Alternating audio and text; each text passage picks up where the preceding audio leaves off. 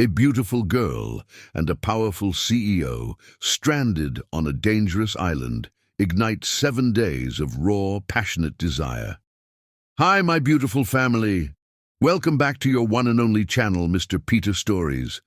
Before we begin, let's take a moment for something truly special, a beautiful prayer for this amazing family. Heavenly Father, I come before you with a heart full of gratitude for every single member of this family. Lord, bless my beautiful readers, my loyal supporters, and everyone who finds joy, comfort, and love in this space. Whatever they are going through, Father, lift them up. Fill their hearts with peace, their minds with wisdom, and their lives with endless joy. May their dreams come true, may their struggles turn into victories, and may they always feel surrounded by love. Let this family continue to grow in kindness, unity, and strength. In your holy name we pray, Amen. Now, my beautiful family, let's have some fun. Tell me your birthday month in the comments and I'll reveal a secret about you. Let's see how well I know my amazing family. But first, let's take attendance. Type present in the comments so I know you're here with me. Let's make today special together and tell me honestly, are you satisfied with my work? Every story I create comes from my heart, and your love and support mean everything to me. Let's continue to spread love, uplift each other, and enjoy this beautiful journey together. Because here we are more than just a channel, we are family. I love you all deeply. Let's begin. Selma Hayden smoothed her pencil skirt for the 100th time that morning, her reflection in the gleaming elevator doors of rich enterprises, revealing a woman trying desperately to project confidence she didn't yet feel. First impressions mattered, especially on your first day as executive assistant to the notoriously demanding Jack Rich. "Chin up," she whispered to herself as the elevator climbed toward the 87th floor. "You beat out 300 applicants for this position. You belong here." The doors opened to reveal a sleek reception area where modernist furniture in shades of Arctic white and steel grey created an atmosphere as cold as the rumours about the man who ruled this domain. A receptionist with perfect posture and an equally perfect poker face nodded toward a hallway. "Mr. Rich is expecting you.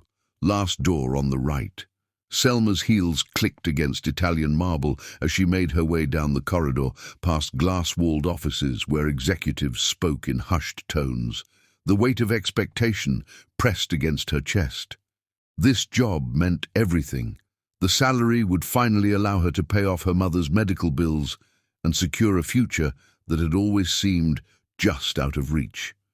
She paused at the imposing double doors, took a steadying breath, and knocked. "Enter." The single word carried such authority that Selma immediately straightened her spine before pushing the door open.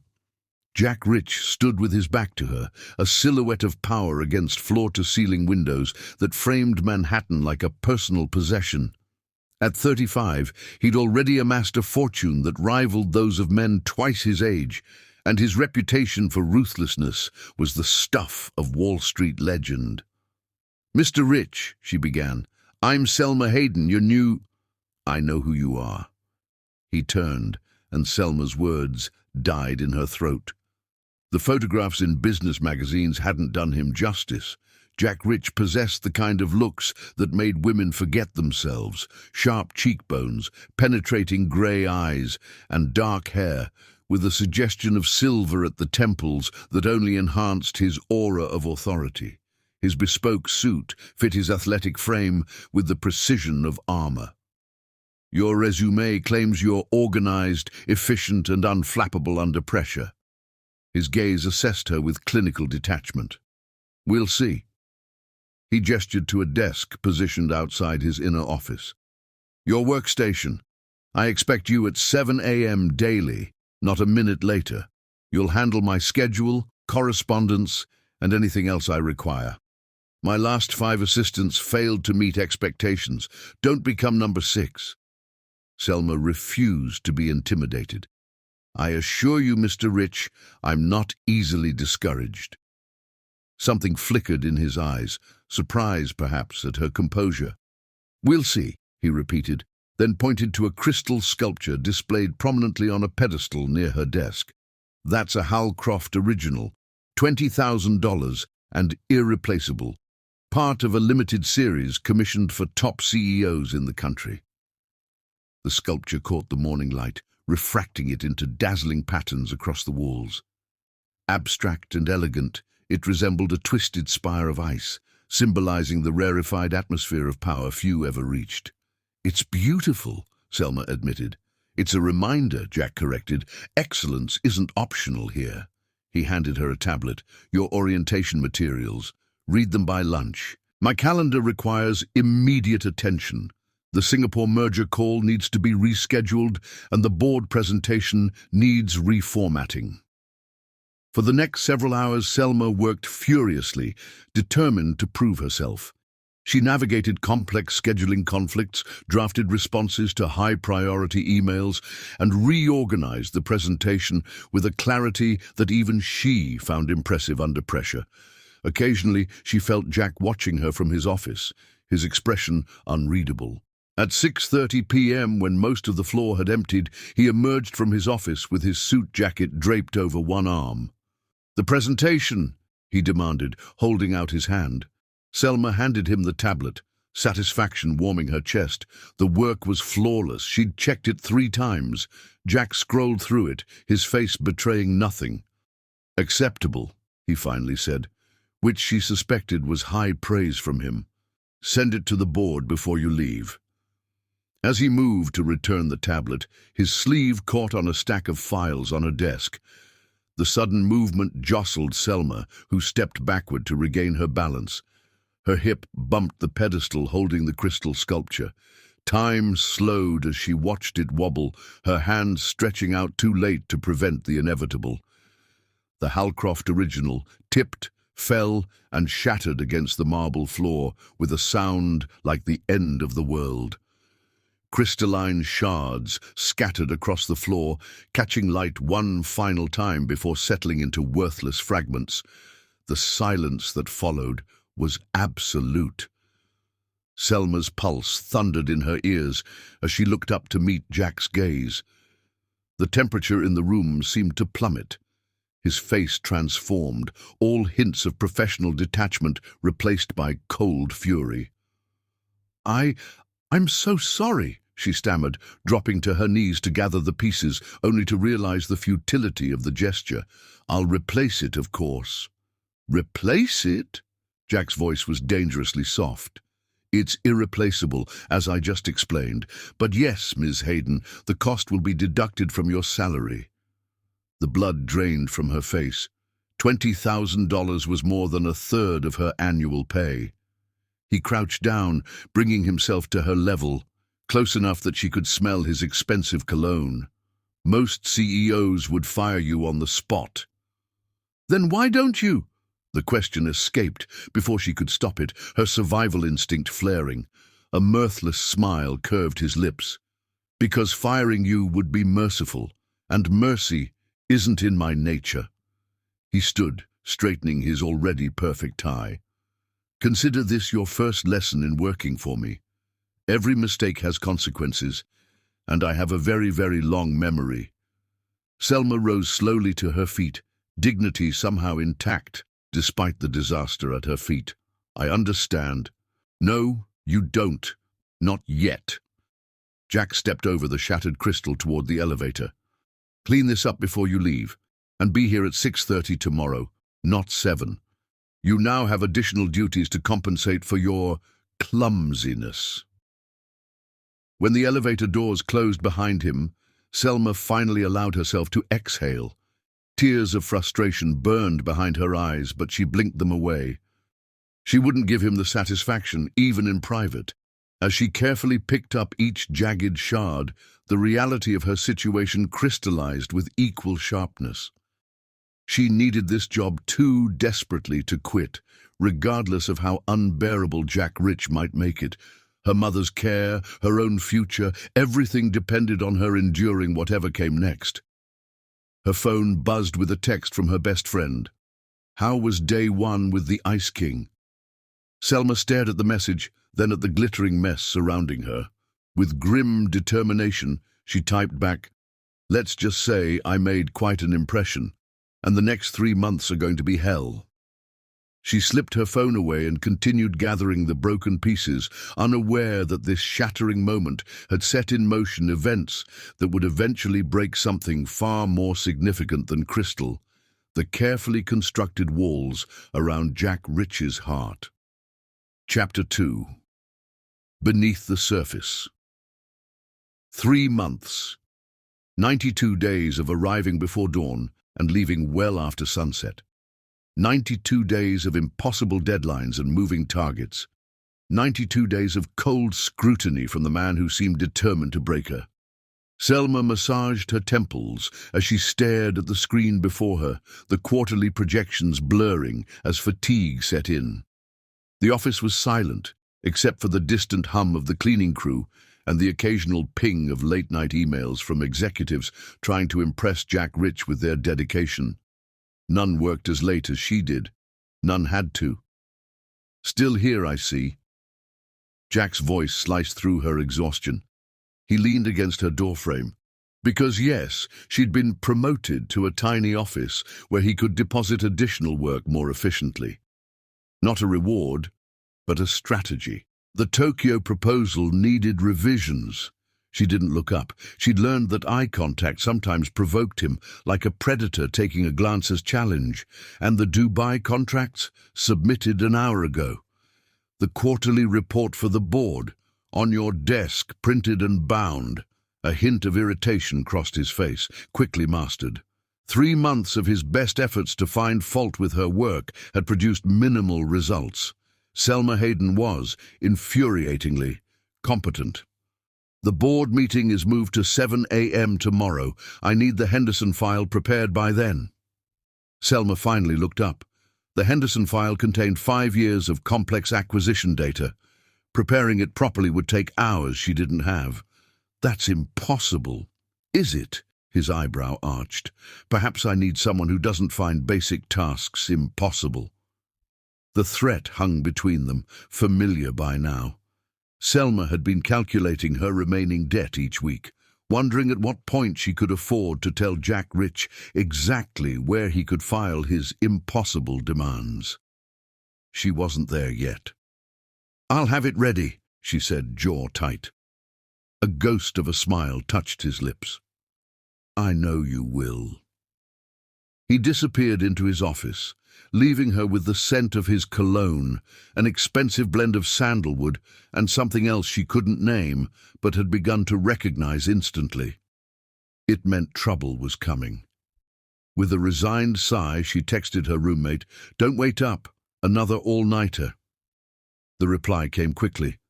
"Girl, quit already. No job is worth this." Selma stared at the message. If only it were that simple. What Jack Rich didn't know, what she'd made certain he wouldn't discover, was why she endured his torment. The truth lay in a hospital room across town, where her mother fought a battle against an illness that had bankrupted them both. The experimental treatment not covered by insurance consumed every spare dollar Selma earned. Her mother had sacrificed everything to raise her alone. Selma wouldn't fail her now when it mattered most. She returned to the Henderson file with renewed determination. By 3 a.m., her eyes burned and her back ached. But the work was impeccable.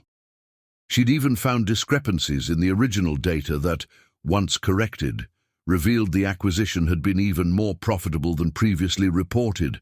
Rather than heading home for a pointless 2-hour nap, Selma curled up on the small sofa in the break room. She set her alarm for 6 a.m., closed her eyes, and immediately plunged into dreamless sleep. The soft chime of her phone woke her. For a disorienting moment, she didn't recognize her surroundings. Then reality crashed back. The Henderson file, the early meeting, Jack Rich and his endless tests of her endurance. She freshened up in the executive bathroom, grateful for the emergency kit she kept in her desk. A change of clothes, dry shampoo, and concealer for the shadows under her eyes made her presentable, if not rested. The board members began arriving at 6:45, their voices carrying down the hallway as Jack greeted them with a warmth he never displayed to his staff. Selma arranged coffee service and distributed the material she'd prepared, including the Henderson file, complete, bound, and with her notes on the discrepancies she'd discovered. Jack entered the conference room last, his eyes immediately finding hers. His gaze flicked to the stack of Henderson files, then back to her face. Something unreadable passed across his features. "Coffee, Miss Hayden," he said coldly. "And then you may go." Selma began pouring for the board members, her fatigue momentarily forgotten in confusion. She was usually required to stay and take minutes. As she set a cup before the CFO, the older man glanced at the Henderson file. "Impressive analysis on page 16, he commented. "I've been saying for years those numbers didn't add up." She managed a polite smile. "Thank you, sir." Jack cleared his throat. "Ms. Hayden was just leaving." She finished serving and moved toward the door, feeling his eyes on her back like a physical touch. "Ms. Hayden," he called as she reached the threshold. She turned, bracing herself. "Take the day. Be back tomorrow at the regular time." It wasn't gratitude or recognition, just a practical concession that she'd be useless without rest. Still, it was the first hint of humanity he'd shown in 3 months. "Thank you, Mr. Rich." Outside, the morning sun felt alien on her skin after so many hours under fluorescent lights. Selma took a deep breath of city air and headed for the subway. She'd used the unexpected reprieve to visit her mother before collapsing into blessed sleep. At the hospital, she found her mother awake and alert. A good day. Eleanor Hayden's once vibrant appearance had been hollowed by illness, but her eyes still sparkled with the determination that had carried her through raising a daughter alone after Selma's father abandoned them for a new family. "You look exhausted," Eleanor said, patting the edge of the bed. Selma sat, taking her mother's fragile hand. "Just a long night at work. That man is working you to death." "It's fine, Mum. The job pays well." Eleanor's eyes narrowed. "Tell me about him again, this Jack Rich." Selma hesitated. She'd been careful to edit her descriptions of Jack, focusing on his business brilliance rather than his personal cruelty. "He's—" She searched for a diplomatic description. "Demanding." "And handsome," Eleanor added with a knowing look. "You mentioned that before." Had she? Selma felt heat rise to her cheeks. "Objectively speaking, yes, but his personality negates any physical appeal." Eleanor smiled mysteriously. "Sometimes the most difficult men are carrying the heaviest burdens. Mom, please, don't romanticize him. He's a tyrant. A tyrant who promotes women to executive positions at twice the rate of his competitors." At Selma's surprised look, Eleanor gestured toward the tablet beside her. "I can still use Google, you know. Jack Rich's company has won awards for diversity in upper management. That doesn't happen by accident." Selma frowned. It was true. Many of Rich Enterprises' top positions were held by women.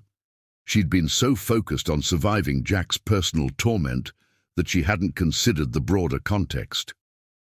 "There's always more beneath the surface, Selma," her mother said softly, "even with people who seem simplest to read." The conversation shifted to Eleanor's treatment progress, but her mother's words lingered in Selma's mind as she finally returned home to rest. They returned again that evening as she researched Jack's background, curiosity finally overwhelming professional distance.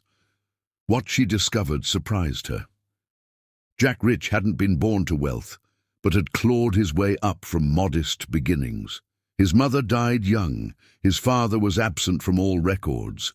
A scholarship to Princeton, followed by bold investment strategies that either brilliant or suicidal, usually both. Success hadn't come easily.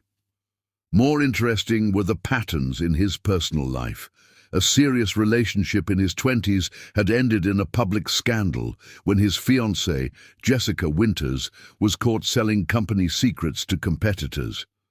The tabloids had feasted on the betrayal, painting Jack as a fool in love. Since then, his relationships had been brief and superficial, generating gossip but no genuine attachments. Trust, it seemed, wasn't something Jack Rich gave easily, perhaps with good reason. Selma closed her laptop, unsettled by the unwanted empathy stirring within her. Understanding the source of Jack's coldness didn't excuse it, but it did explain certain contradictions in his behavior. Like why a man who promoted women to positions of power seemed to take particular pleasure in tormenting her. Her phone buzzed with an email notification from Jack, sent minutes ago despite the late hour. Subject line: tomorrow's priorities. Selma sighed, her momentary empathy evaporating. Whatever demons drove Jack Rich, he remained committed to making her professional life a gauntlet of impossible expectations and moving targets. Yet as she opened the email, she found herself wondering what other secrets lay beneath his carefully controlled surface, and why, despite everything, she felt a troubling curiosity about the man behind the tyrant. The answer would come sooner than she expected, and in circumstances neither of them could have imagined. The next morning, Selma arrived at her desk to find an elegant white envelope with her name written in Jack's distinctive handwriting. Inside was an invitation that would change everything. Your presence is required at the annual executive retreat. Friday, 8 p.m. The Artemis yacht. Formal attire. Car service will collect you at 7:30. It wasn't a request, but then with Jack Rich, nothing ever was. Chapter 3. The Invitation. The Artemis yacht dominated the harbor like a predator among prey, sleek, powerful, unapologetically luxurious. Selma paused at the gangway, momentarily overwhelmed by what the invitation in her hand represented. Her midnight blue gown, purchased with a painfully stretched credit card, whispered around her ankles in the harbor breeze. No administrative staff had ever been invited to Rich Enterprises' legendary executive retreat, until now. Ms. Hayden, the deck attendant's surprise was poorly disguised. Welcome aboard. Stepping onto the polished deck, Selma immediately felt the weight of scrutiny. Senior executives assessed her presence with calculated interest, while board members whispered behind champagne flutes. Every glance asked the same unspoken question. Why was she here? Selma! Diane Winters approached, her designer gown and predatory smile equally sharp. As marketing VP, Diane had perfected the art of appearing friendly while gathering ammunition. I didn't realize assistants were on the guest list this year. How unexpected. Special invitation, Selma replied evenly. Mr. Rich requested my presence personally. Diane's perfectly shaped eyebrows arched. Did he? Well, that explains the speculation about why our notoriously demanding CEO suddenly singled out his assistant for attention.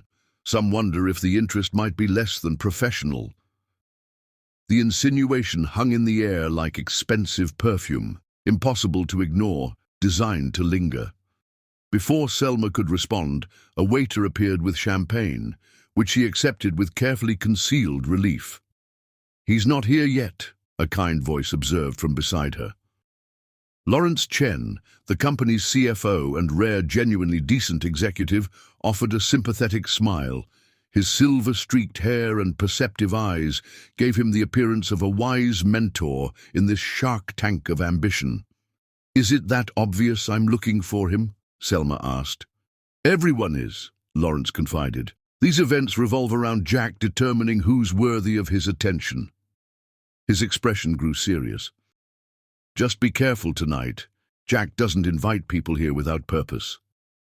And sometimes the purpose is to watch them drown, Selma finished with unexpected insight. Lawrence's eyes widened slightly. Metaphorically speaking. A sudden hush fell over the deck as Jack Rich appeared at the entry staircase. He moved through the gathering with practiced authority, his tailored tuxedo making every other man appear slightly underdressed, despite their equally expensive attire. His eyes found Selma immediately, something unreadable flickering in their grey depths before he addressed the crowd. "Ladies and gentlemen, welcome aboard the Artemis." His voice carried effortlessly across the deck. "Tonight, we celebrate exceptional achievement and strategic vision." After acknowledging several executives, including Lawrence and Diane, Jack's gaze settled on Selma. And Ms. Selma Hayden, whose analysis of the Henderson acquisition uncovered accounting irregularities that saved this company $15 million. The silence that followed was deafening. Executives exchanged confused glances, reassessing the administrative assistant they'd previously ignored. Diane's smile froze into a brittle mask. Surprised? Jack appeared beside Selma minutes later as the yacht began to depart. "Considering you've spent 3 months treating me like an incompetent burden, yes. You're many things, Ms. Hayden. Incompetent isn't one of them." "Then why the 3-month gauntlet of impossible demands?" "Pressure reveals character," he replied simply. "Diamonds don't form without it. Is that from your upcoming memoir, Torment Your Way to Success?" The quip escaped before she could censor it. To her surprise, Jack laughed, a genuine sound that transformed his face completely, briefly revealing someone younger and less guarded beneath the CEO facade. "You've never been properly intimidated by me, have you?" he asked with unexpected curiosity. "I've been properly wary," Selma corrected, "but intimidated. My mother taught me that powerful men are just men with power." "Your mother sounds formidable." "She is." Selma swallowed hard, unwanted memories of hospital rooms surfacing. Jack studied her with uncomfortable perception. "You visit her often. Hospital parking validations in your expense reports." "You audited my expense reports for parking?" Indignation replaced vulnerability. "I audit everything," Jack stated unapologetically. "It's not personal." The dinner that followed was an elaborate corporate chess match, with Selma unexpectedly positioned as a newly promoted piece. Seated at Jack's table, she felt the constant evaluation of executives trying to understand her sudden elevation. As coffee was served, Jack leaned close. "Join me on the upper deck in 5 minutes." It wasn't a request. "Whatever he wants," Lawrence warned quietly when Jack left. "Remember, you always have choices." But did she? With her mother's medical bills mounting and her professional future now tied to Jack's apparent patronage, Selma's choices felt increasingly constrained. 5 minutes later, she found Jack alone on the upper deck, silhouetted against the night sky. The yacht had anchored in a secluded cove, Manhattan's lights now just a distant glow. "I have a proposition for you, Ms. Hayden." Warning bells rang in Selma's mind. "If it's what everyone seems to think, then I must respectfully decline." Understanding dawned in Jack's eyes, followed by genuine anger. "You believe I invited you aboard to proposition you sexually? Let me be perfectly clear. I don't mix business and pleasure, ever. My proposition is entirely professional." Heat rushed to Selma's face. "I apologize for misunderstanding." Jack dismissed her apology with an impatient gesture. "Corporate environments breed speculation. It's irrelevant." He poured 2 glasses of scotch from a private bar. "Tomorrow morning, I'm taking a small motorboat to inspect a potential development site on a nearby island. I want you to accompany me." "Me? Why not Lawrence or your development team?" "Because I value your analytical perspective," he stated matter-of-factly, "and because you've earned the opportunity." The compliment, delivered without flattery, caught her off guard. Something about this sudden professional elevation felt suspiciously abrupt after months of methodical torment. "What time?" she finally asked. 7 a.m. We'll return before noon." Jack studied her with unexpected perception. "You're afraid of the ocean?" Selma nodded, embarrassed. Childhood incident. I nearly drowned. Fears are limitations, Ms. Hayden. The most valuable growth happens when we confront them. The statement was pure Jack Rich, unsympathetic yet containing a certain brutal wisdom. 7 a.m., Selma confirmed. I'll be ready. They stood in silence, finishing their scotch as the yacht rocked gently in the midnight waters. Above them, clouds began to gather, obscuring the stars neither noticed in their preoccupation with tomorrow's journey. Tomorrow, then, Jack said finally. Tomorrow, Selma echoed, unaware that she was agreeing to far more than a business excursion. As she made her way to her cabin, Selma felt a strange premonition shiver through her. Something significant was shifting between her and Jack Rich, some balance of power adjusting itself in ways she couldn't yet comprehend.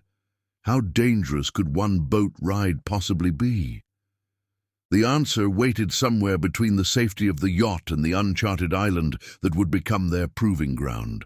Not as CEO and assistant, but as man and woman stripped of all pretenses by the merciless hand of nature. Chapter 4. Into the depths. Morning arrived with subtle warning signs that experienced sailors would have heeded. A metallic tang in the air, distant clouds building on the horizon, the water's surface unnaturally calm. Selma noticed none of these omens as she made her way to the yacht's stern at precisely 6:55 a.m., dressed in the practical attire Jack had suggested. Jack was already waiting, his usual bespoke suit replaced by casual clothing that somehow looked equally expensive. The small motorboat bobbing alongside the yacht seemed terrifyingly vulnerable to Selma's anxious eyes. "Right on time," Jack noted approvingly. "I appreciate punctuality." "So I've gathered," Selma replied, eyeing the boat with apprehension. Jack observed her hesitation. "The sea is calm this morning. We'll have a smooth journey." "Weather can change quickly on the water," she countered. "We'll be there and back before anything develops." He gestured toward the eastern horizon where dark clouds gathered. "That system is moving north, away from our route." His confidence was absolute. A deckhand helped them board, providing life vests that Jack immediately set aside. "We won't need those," he declared. "The water's flat as glass." Selma quietly slipped hers on anyway. Jack raised an eyebrow but made no comment as he took position at the controls. The boat pulled away from the yacht, gathering speed as Jack navigated through gentle swells. Despite her anxiety, Selma felt a thrill of exhilaration as they skimmed across the water's surface. "You're good at this," she observed, watching his confident handling of the vessel. "I grew up on the water," Jack said, offering a rare personal detail. "My grandfather was a lobsterman in Maine, taught me to navigate before I could drive." The revelation surprised her. Nothing in Jack Rich's public biography mentioned humble maritime beginnings. "Maine?" She couldn't hide her surprise. "I'm from Portland." Something shifted in Jack's expression. "Camden," he replied after a moment. "Before my mother moved us to Boston." For a fleeting moment, they were simply two New Englanders, connected by shared geography, the complex power dynamics temporarily suspended. "Why did you really bring me along?" Selma asked suddenly. "And don't say it's for my analytical skills." Jack kept his eyes on the horizon. Direct, as always. "I found it saves time." A ghost of a smile touched his lips. "Very well. I'm considering you for promotion to project coordinator for this development. Your work these past months has proven you have both the intelligence and resilience required." Selma stared at him, momentarily speechless. A project coordinator role would more than double her salary, enough to cover her mother's treatments and begin rebuilding their financial security. Before she could formulate a response, a sudden gust of wind rocked the boat, spraying them with cold water. Jack frowned, looking toward the horizon, where the distant cloud bank had darkened ominously. "The weather's turning faster than forecast," he observed, checking the GPS. "We're closer to the island than the yacht now. We'll continue forward and wait out any squall there." He increased their speed as the boat bounced across increasingly rough water. Selma gripped the side rail, white-knuckled, as childhood terror threatened to resurface. Nature had other plans. The dark clouds rolled toward them with unnatural speed. The temperature dropped sharply, and rain began to fall. First as scattered droplets, then sheets of stinging pellets driven sideways by strengthening winds. "This isn't right," Jack muttered, his earlier confidence evaporating as he struggled with the controls. The forecast showed nothing like this. Lightning fractured the darkened sky, followed immediately by thunder that vibrated through the boat's hull. The flash illuminated Jack's face, revealing something Selma had never seen there before: uncertainty. "We need to turn back," she shouted as a massive wave crashed over the bow. Jack nodded grimly, attempting to bring the boat around. For a terrible moment it seemed they might succeed. The boat crested a particularly large swell, momentarily pointed back toward where the yacht should be. Then disaster struck. A rogue wave, monstrous and unexpected, rose beside them like a liquid mountain. Jack saw it coming and tried desperately to turn into it, but the wave's timing gave them no chance. It crashed down upon the small boat with devastating force. Selma felt herself lifted, then slammed downward as the boat capsized. The world became a chaos of water, noise, and disorientation. Her life vest kept her from sinking, but the churning sea tossed her like a rag doll. "Jack!" she screamed, tasting salt water as waves crashed over her face. Through the curtain of rain, she glimpsed him struggling without a life vest. With desperate strokes, she pushed toward him, reaching out as another wave threatened to separate them. Their hands connected, fingers interlocking with survival's primal strength. Together, they fought to keep their heads above water as the storm raged around them. A piece of the boat's broken hull drifted nearby. Jack pushed Selma toward it with the last of his strength. "Grab on!" She caught the makeshift float, then pulled Jack toward her, refusing to release his hand. They clung to the debris together as waves continued to pound them. Lightning revealed the island tantalizingly close, yet impossibly distant through the maelstrom. The current was pushing them toward it, but whether they would survive long enough to reach shore remained an open question. "Hold on!" Jack's arm circled Selma's waist, anchoring her against him as a violent wave nearly tore them from their float. His body provided minimal shelter, but the human contact offered something perhaps more valuable: the primal reassurance that neither would face death alone. Time lost meaning as they drifted. The cold seeped into Selma's bones, numbing her limbs until maintaining her grip became an act of pure will. Jack's face had taken on a bluish tinge, his lips moving in what might have been encouragement or prayer. Another flash of lightning revealed the island's shore much closer now. The same current that had threatened to drag them out to sea was now pushing them toward potential salvation. "We're going to make it," Jack said hoarsely. "Just a little longer." When something solid scraped against her legs, Selma didn't immediately recognize it as the seafloor. Only when Jack pulled her upright, waves now breaking at their waists rather than over their heads, did hope flare within her frozen consciousness. They collapsed together on the wet sand, beyond speech, beyond thought, beyond everything except the miracle of solid ground beneath them. The storm continued to rage, but its fury seemed distant now. As consciousness began to fade, Selma became aware of Jack's arms still around her, his body providing what little warmth remained between them. Their eyes met briefly, mutual recognition passing between them, not as CEO and assistant, but as survivors bound by shared ordeal. Then darkness claimed them both, the roar of the continuing storm fading to silence as exhaustion overcame even their formidable wills. Neither saw the yacht in the distance, battling its own struggle against the unexpected storm, lights blinking futilely as it was forced to move away from their position rather than toward it. Neither heard the emergency radio calls as Lawrence reported 2 passengers missing, feared lost at sea. As consciousness slipped away, Selma's last thought was oddly peaceful.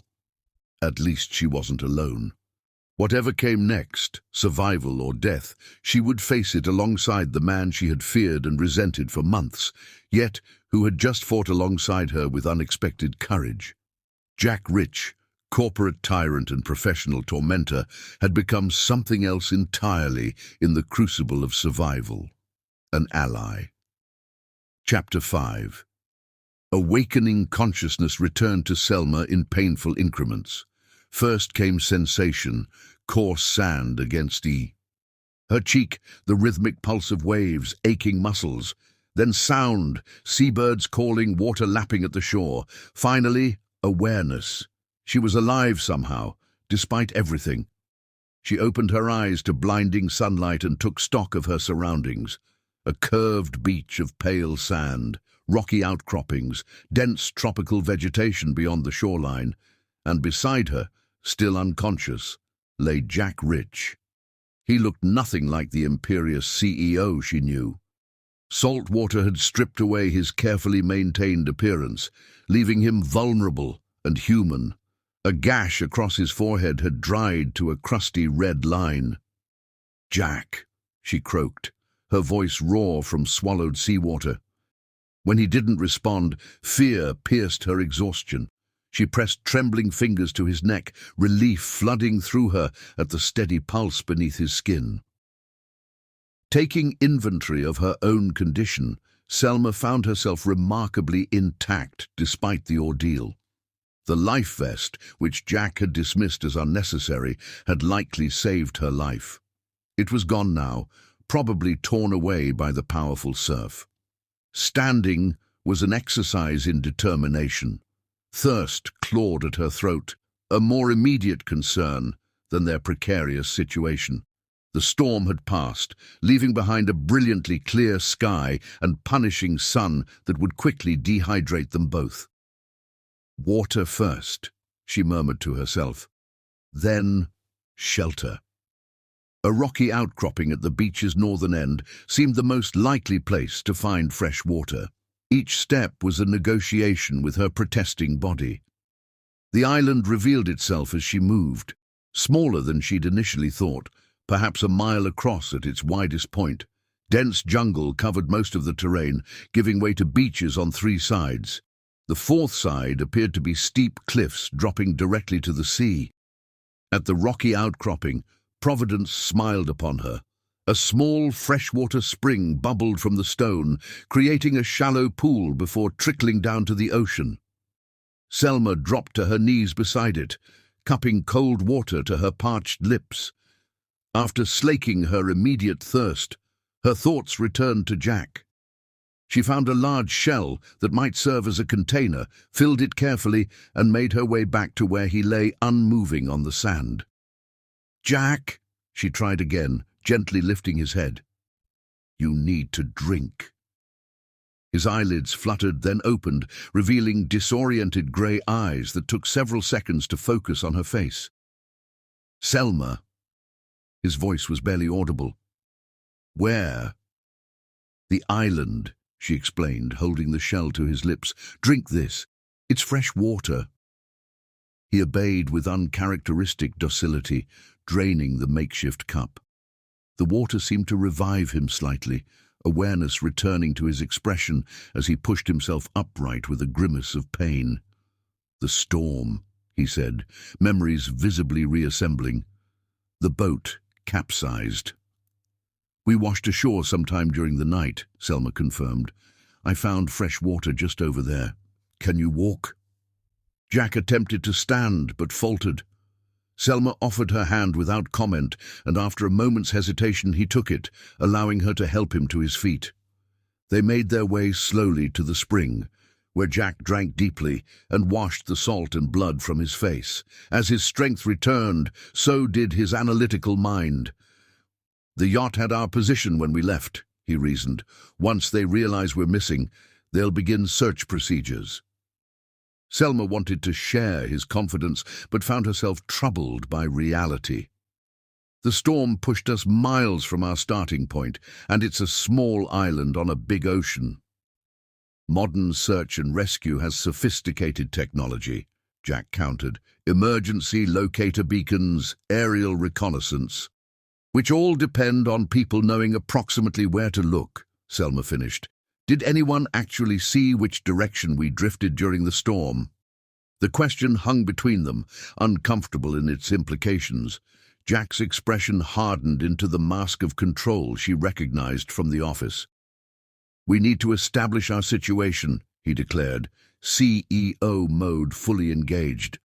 "Assess resources, create a plan, basic survival protocol." "I'll check the beach for anything that might have washed up from the boat," she suggested. "You should rest that leg. You're favoring your right side." Jack looked surprised at her observation, then annoyed at his own transparency. "It's fine. I'll scout the interior, look for higher ground." "We need to stay together," Selma countered firmly. "One injury is already too many." Jack's jaw tightened at being contradicted, but reason prevailed over pride. "Fine. Beach first, then interior reconnaissance." Their search yielded precious little: fragments of fiberglass from the boat, a waterlogged cushion, and a small waterproof case that had once held emergency flares but was now empty. By midday, the sun had become merciless, forcing them to retreat to the shade of the jungle's edge. Jack leaned against a palm tree, exhaustion evident despite his attempts to conceal it. "The yacht will have reported us missing by now," he stated with forced confidence. "Lawrence would have initiated search procedures immediately." Selma nodded, allowing him the fiction. In truth, their prospects seemed increasingly dire. The island was far from shipping lanes, tiny enough to be missed on many charts, and the storm had likely carried them well off any predicted course. "We should prepare for at least a few days here," she said carefully. "Find better shelter, secure food and water." Jack stared at her, reading the implications behind her practical suggestions. "You don't think they'll find us quickly?" It wasn't a question. Selma met his gaze directly, offering the honesty that had always characterized their professional relationship. "I think we need to be prepared either way. Hope for rescue tomorrow, plan for longer." A muscle twitched in his jaw. "Logical assessment. I'd expect nothing less from you." "There's a cluster of coconut palms near the spring," she observed, changing the subject. "Food and hydration in one source." "You know how to harvest coconuts?" Jack asked, surprise evident in his voice. "I spent a summer with my grandparents in the Philippines when I was 12, Selma explained. "My grandfather taught me survival basics, which plants are safe, how to find water, how to open coconuts with minimal tools." Jack's expression shifted, reassessing her with analytical intensity. "Useful skills in our current situation. More useful than quarterly profit projections," she agreed with a hint of gallows humor. To her surprise, Jack laughed, a short, genuine sound that transformed his face. "Point taken, Ms. Hayden. Your practical education currently outranks my Harvard MBA." The acknowledgement represented a seismic shift in their dynamic. For the first time, Jack Rich was seeing her not as subordinate or competitor, but as an equal partner in survival. The afternoon passed in focused activity. Selma demonstrated her coconut harvesting technique using a sharp stone after Jack managed to knock several down by throwing rocks. They drank the refreshing liquid, then scraped out the meat with improvised shell tools. Their exploration revealed a small freshwater pool fed by the spring, surrounded by dense vegetation that offered both fruit possibilities and natural shelter materials. They established a base camp near this water source, using palm fronds and flexible branches to create a rudimentary lean-to against a rock face. As daylight began to fade, a new concern emerged: temperature. The tropical day's heat was giving way to a cooler evening, and their still damp clothing offered little protection. "We need fire," Jack declared, for warmth, signaling, and safety from whatever wildlife might be here. He reached into his pocket and withdrew what appeared to be an expensive watch, miraculously intact despite their ordeal. He began disassembling it with methodical precision. "What are you doing?" Selma asked, watching as he extracted the tiny crystal. "Creating a fire starter," he explained. "The crystal can focus sunlight to create a concentrated heat point." "Where did you learn that?" she couldn't help asking. "My grandfather," Jack replied, a shadow crossing his face. "The lobsterman. He believed in being prepared for anything the sea might throw at you." There it was again, that glimpse of a different Jack, shaped by experiences far removed from the corporate world he now dominated. The watch crystal proved effective. With the last of the day's sunlight, Jack managed to focus a hot point onto a nest of dry fibers Selma had gathered. After tense minutes, they achieved a small flame that grew into a modest but life-affirming fire. As darkness enveloped the island, they sat in silence before this primitive comfort, the enormity of their situation settling around them. "We should take watch shifts," Jack suggested. 4 hours each. I'll take first watch." Selma studied him critically, noting the exhaustion etched in his face and his injured leg. "You need rest more than I do right now. I'll take first watch." She expected argument. Jack Rich didn't take orders, he gave them, but he nodded with surprising acquiescence. "Wake me in 4 hours. Don't be heroic and let me sleep longer." "Wouldn't dream of it," she assured him. Jack stretched out near the fire, using his rolled-up jacket as a makeshift pillow. Within minutes, his breathing had deepened into sleep. Selma watched him in the flickering light, this man who had been the architect of both her professional torment and her potential advancement. Stripped of his power trappings, he seemed both less and more than the Jack Rich she thought she knew. Looking down at him, Selma experienced a disconcerting realization. Here, reduced to their most basic humanity by circumstance, all the animosity she'd harbored toward him seemed suddenly trivial. Corporate politics and professional power plays held no meaning in this new reality, where their survival depended on mutual cooperation. For better or worse, their fates were now inextricably linked. CEO and assistant had vanished with the storm, leaving behind just Jack and Selma, two people against the wilderness, with nothing but their wits, their will, and each other to rely on. As the fire crackled and night deepened around their fragile shelter, Selma faced the truth that would define their coming days. Whether rescue came tomorrow or never, something fundamental had already changed between them, a transformation as sudden and complete as the storm that had delivered them to this shore. Chapter 6. Survival Instincts. Their second day on the island dawned with cruel brightness, sunlight filtering through the palm fronds of their makeshift shelter to wake Selma from fitful sleep. She'd taken the second watch as agreed, but Jack had been restless throughout the night, his injured leg clearly causing him more discomfort than he admitted. Now he was gone. Panic flared briefly until she spotted him at the freshwater pool, stripped to the waist as he bathed his wound. In daylight, the injury looked worse, a deep bruise spreading from hip to knee, likely from impact with debris during the capsizing. His torso, surprisingly muscled for a man who spent his days behind a desk, bore its own constellation of bruises and scrapes. Selma approached, making enough noise to announce her presence. "How bad is it?" Jack glanced up, immediately straightening, as if caught in a moment of weakness. "Manageable." Manageable meaning painful but not debilitating, or manageable meaning you're too stubborn to acknowledge how serious it might be. His eyes narrowed at her tone, so different from the deferential one she'd used in the office. "I don't recall adding personal physician to your job description, Ms. Hayden. We're marooned on a deserted island," Selma retorted, kneeling beside him to examine the injury despite his scowl. I think we're beyond job descriptions. The bruising concerned her, deep, spreading and hot to the touch. Not just muscle damage, but possibly something more serious.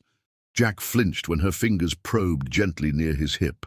You need to rest this, she declared. No heroic jungle expeditions today. We need to explore the island properly, Jack countered. Establish a signal fire on the highest point. Find additional food sources. Which I can do while you focus on less physically demanding tasks. Selma stood, gathering nearby palm fronds. Like improving our shelter and maintaining our base campfire.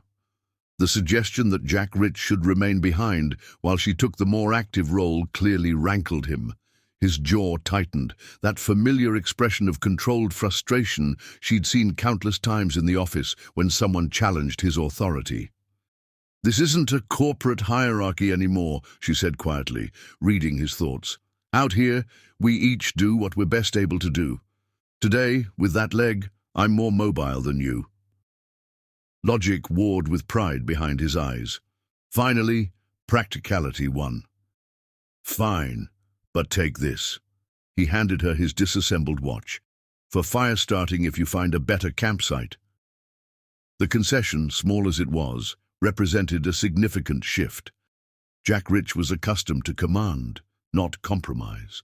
Selma spent the morning exploring the island's interior, climbing to its highest point, a rocky outcropping that offered a panoramic view of endless ocean in all directions. No ships, no aircraft, no sign of the civilization they'd left behind. She gathered driftwood and dry vegetation to create a signal fire, using Jack's watch crystal to ignite it, pleased when a column of white smoke began rising into the cloudless sky. By midday, she'd discovered several promising food sources, a grove of banana trees, shellfish in the tidal pools, and berries her grandfather had taught her were safe. She returned to find Jack had significantly improved their shelter, using his belt and shoelaces to lash together a more stable framework of branches that now supported a proper roof of palm fronds. Impressive, she acknowledged, depositing her gathered foods. Where did you learn construction techniques? YouTube tutorials, he admitted with unexpected candor. I renovated a cabin in Maine a few years ago. As a project. The confession surprised her. Jack Rich, billionaire CEO, spending time on manual labor when he could afford to hire the best craftsmen in the world. I find working with my hands clarifying, he added, correctly interpreting her expression. Business problems often solve themselves when I'm focused on something tangible. This glimpse of Jack's private self, a man who valued creation, not just acquisition, challenged Selma's established conception of him as solely a corporate predator. As afternoon waned into evening, they established a routine that capitalized on their respective strengths. Selma prepared food, demonstrating how to extract the edible portions of shellfish and which parts of the fruits were safest. Jack maintained their fire and continued improving their shelter, his methodical approach to problem-solving proving as effective in survival as in business. We should set up water collection systems, Selma suggested, as they shared a meal of roasted shellfish and fruit. In case the weather changes, Jack nodded, already planning. Large leaves can channel rainfall. We'll need containers, more shells perhaps, or we could hollow out coconut husks. We should also establish caches around the island, Selma added. Water, food, fire-starting materials, in case we're separated or unable to return to base camp. Jack studied her with newfound respect. You've thought this through considerably. Girl Scouts, survival camps, and a grandfather who believed city living made people soft, she explained with a small smile. He'd be pleased to know his obsession with preparedness might actually save my life someday. My grandfather was similar, Jack offered, the rare personal disclosure hanging between them like a tenuous bridge. He'd lost friends to the sea, believed respect for nature's power was the difference between life and death. Night approached quickly, as it does in the tropics, the temperature dropping with surprising speed as the sun dipped below the horizon. Their fire took on renewed importance, not just as a rescue signal, but as protection against the chilling dampness that crept in from the ocean. "We should consider sleeping arrangements," Jack said matter-of-factly. "Conservation of body heat will be important." Selma glanced at him sharply, searching for ulterior motives, but found only practical concern in his expression. This wasn't the powerful CEO looking for opportunity. This was a fellow survivor calculating their best odds. "The shelter's not large enough for separation anyway," she agreed pragmatically. As darkness enveloped the island, strange sounds emerged from the jungle, rustling movements, occasional calls that might have been birds or might have been something else entirely. Their fire kept whatever creatures lurked in the vegetation at bay, but the primal wariness remained, instincts older than civilization, awakening in response to their vulnerability. "I'll take first watch again," Selma offered, noticing the tight lines of pain around Jack's mouth, despite his attempts to hide his discomfort. "No." He shook his head firmly. "You need rest too. We'll share the night equally." The assertion of equality, so different from their professional dynamic, struck Selma forcefully. Here, her value wasn't determined by hierarchical position, but by partnership in survival. When they finally settled into their shelter for the night, necessity overcame awkwardness. The small space required proximity, and the cooling air made shared warmth not just logical, but essential. They arranged themselves back to back, the position offering both heat conservation and a modicum of privacy. "Your analysis today was excellent," Jack said quietly into the darkness, using the formal language of performance evaluations to express what might otherwise have been difficult gratitude. "The signal fire placement, the food identification, critical contributions." Selma smiled unseen. Even here, stripped of corporate trappings, Jack reverted to his natural mode of leadership, acknowledging performance, reinforcing value. Yet something had shifted. The acknowledgement came not from CEO to subordinate, but from one survivor to another. "Your shelter improvements were equally important," she replied. "We complement each other's skills." The simple observation contained profound implications for their changing relationship. In the corporate world, Jack had held all power, Selma none. Here, power redistributed itself according to capability rather than title. The hierarchy that had defined them was dissolving, replaced by something more fundamental: mutual recognition of value and interdependence. As night deepened and unfamiliar stars wheeled overhead, Selma felt Jack's breathing slow into sleep. Despite their predicament, a strange peace settled over her. They were lost, yes, in danger, certainly. But they were facing it together, their combined strengths greater than either possessed alone. Tomorrow would bring new challenges. The injuries Jack stoically endured might worsen, weather might turn against them again. Rescue might prove even more remote than they feared. Yet somehow, the woman who had once dreaded every interaction with Jack Rich now found unexpected comfort in his presence. Sleep claimed her finally, the day's exertions overwhelming even her anxieties about their situation. Her last conscious thought was surprise at how quickly adaptation occurred, how readily humans adjusted to new realities when necessity demanded it. What she didn't yet recognize was that the greatest adaptation wasn't to their external circumstances, but to each other.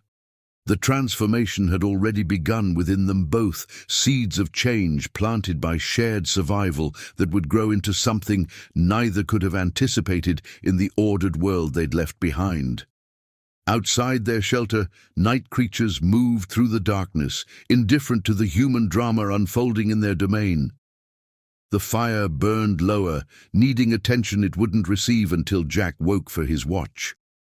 And somewhere far beyond the horizon, lights searched the wrong section of ocean, rescue calculations based on a storm trajectory that had carried its survivors far from expected paths.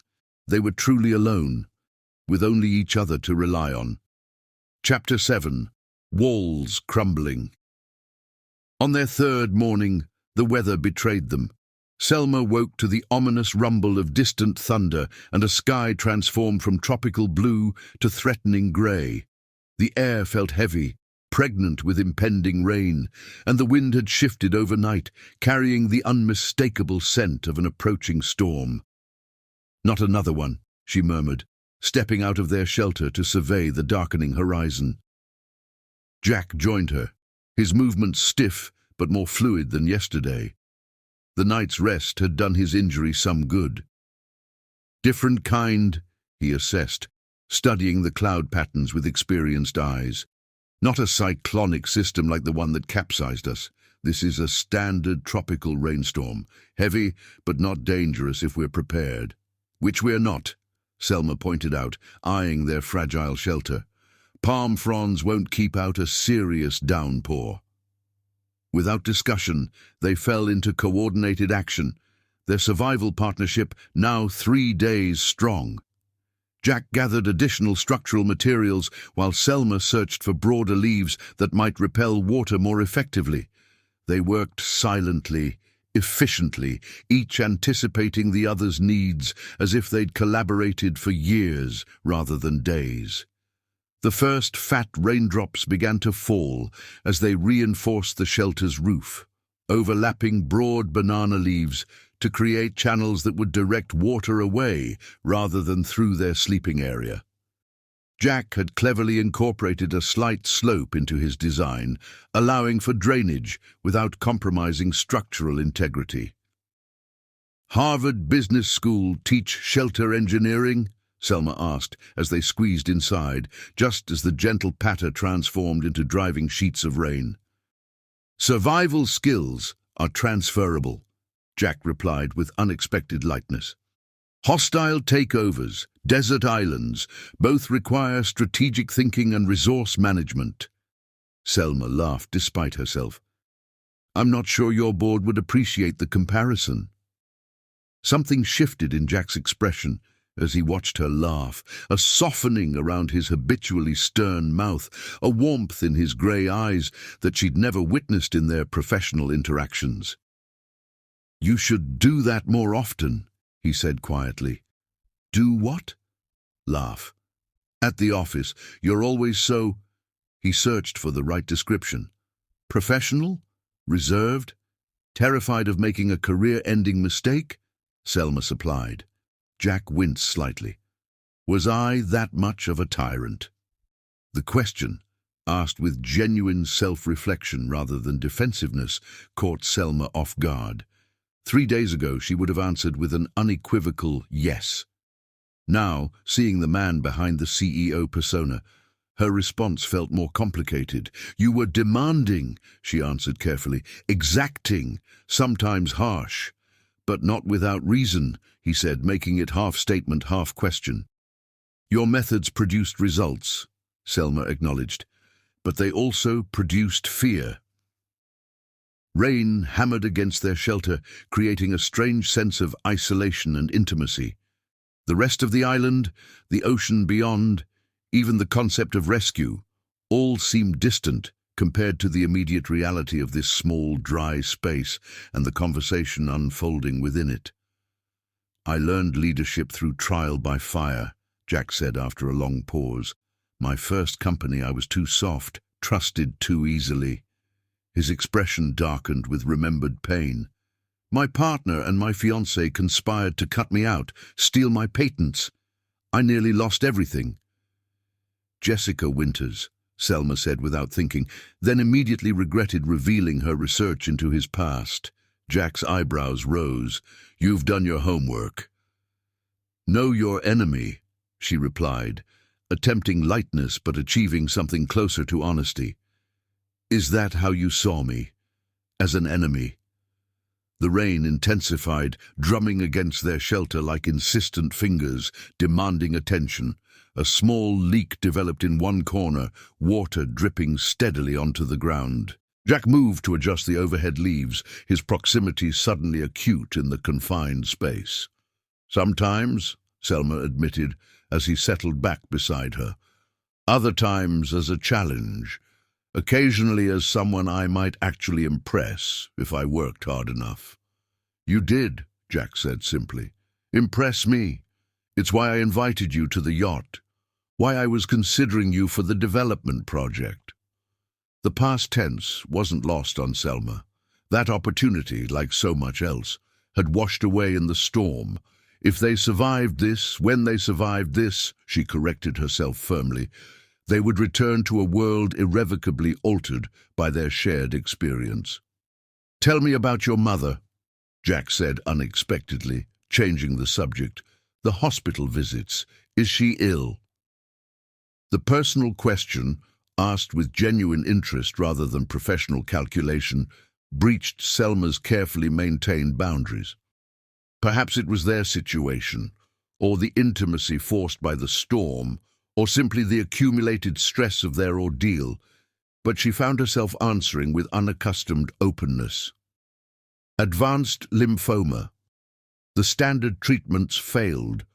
She's on an experimental protocol that's showing promise, but insurance won't cover it." Selma stared at the falling rain, avoiding his gaze. "That's why I couldn't quit, no matter how difficult you made things. The salary at Rich Enterprises is paying for her treatment," understanding dawned in Jack's expression. "And the crystal sculpture incident. $20,000 would have been financially devastating."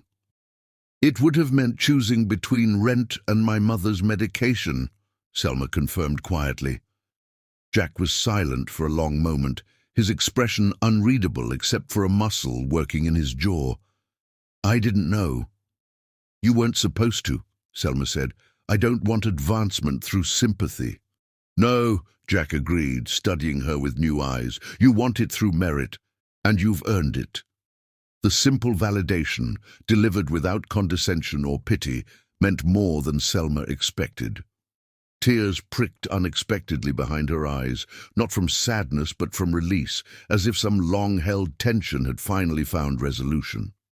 The rain continued unabated, transforming the island beyond their shelter into a watercolor blur of greens and grays. Inside, another kind of transformation was occurring, as barriers carefully constructed in their professional lives began dissolving in the face of shared vulnerability. "My mother died when I was 11, Jack offered abruptly. "Cancer as well. My father couldn't handle it, started drinking, eventually abandoned me to my grandparents." The confession emerged without preamble, as if he'd made a decision to match her honesty with his own. "I'm sorry," Selma said, recognizing the inadequacy of the words, even as she spoke them. Jack nodded once, accepting her sympathy without dwelling on it. "My grandfather taught me resilience. My grandmother taught me ambition, but trust." He shook his head slightly. "That lesson never quite took." "Because of your father, or Jessica?" "Both, among others." Jack's gaze remained on the rain beyond their shelter. "Business success came easier than personal relationships. Numbers don't betray you. Contracts can be enforced. People are—" He trailed off, searching for the word. "Complicated," Selma supplied. "Unpredictable," he corrected. "Except you." The simple statement hung between them, laden with meaning Selma couldn't fully decipher. "Me?" "You've been consistently yourself, capable, determined, honest, even when it wasn't in your best interest to be." Jack turned to face her directly. "Do you know how rare that is, especially around someone with power or money?" The rain seemed to intensify further, creating a bubble of sound that isolated them from the world beyond their shelter. Inside this bubble, something was shifting between them, the carefully maintained professional distance eroding with each personal revelation. "I could say the same about you," Selma replied after a moment. "You've been consistently demanding, exacting, and occasionally impossible, but never dishonest." Jack's laugh was unexpected, warm and genuine, transforming his face from its habitual severity into something approaching boyish charm. Such a ringing endorsement. "Well, I did have to add that occasionally impossible part," Selma smiled, surprising herself with how natural the banter felt now. "Only occasionally?" Jack raised an eyebrow in mock affront. "I must be losing my touch." Their shared laughter broke something open between them, some final barrier maintaining separation where connection had become inevitable. When it faded, the quality of silence that followed was different, charged with awareness neither could ignore. Jack's gaze dropped briefly to her lips, then back to her eyes, a question in his expression that required no words. The rain drummed against their shelter, nature's percussion creating a soundtrack to this unplanned moment of connection. Selma couldn't have said who moved first. Perhaps they both did, drawn together by forces as elemental as the storm surrounding them. His hand found her cheek, warm against her rain-chilled skin. Her fingers curled into the fabric of his shirt, anchoring herself in this unexpected reality. Their first kiss contained the tentativeness of new territory, a gentle exploration rather than passionate claim. It lasted only seconds before they separated, both slightly dazed by the boundary they'd just crossed. "This is probably a terrible idea," Selma murmured, yet made no move to increase the distance between them.